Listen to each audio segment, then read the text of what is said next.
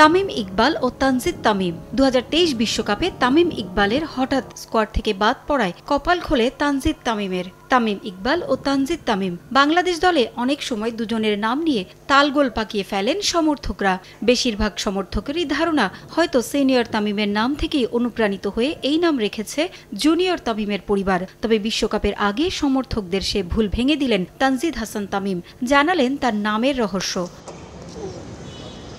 22 গজের পাশাপাশি পড়াশোনায়ও বেশ ভালো বগুড়ার এই ক্রিকেটার ক্রিকেট খেলার অনুমতি পেতেই নাকি পড়াশোনায় বেশি মনোযোগী হয়েছিলেন তামিম।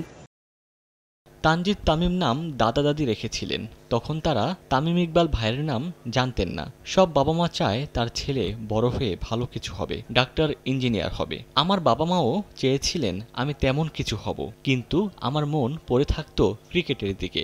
আম্মু আমাকে বলতো পড়া ঠিকমতো শেষ করতে পারলে তবেই ক্রিকেট খেলতে দেবে, তাই আমি ভালো করে পড়াশোনাও করতাম।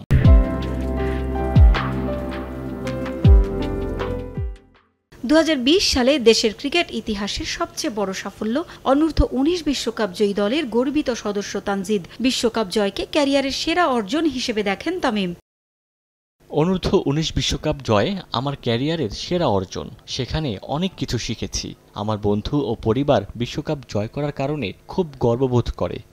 আন্তর্জাতিক টি-20তে এখন পর্যন্ত 5টি ম্যাচ খেলেছেন তামিম। বিপিএলে দুর্দান্ত পারফরমেন্সের সুবাদে সবশেষ জিম্বাবুয়ের বিপক্ষে হোম সিরিজের সুযোগ পান টি-20 দলে। টাইগারদের ওপেনিংয়ে হয়ে উঠতে চান নির্ভরতার প্রতীক। যুক্তরাষ্ট্রে আসন্ন টি-20 বিশ্বকাপে নিজের সামর্থ্যের সেরাটা দিতে চান তানজিদ তামিম।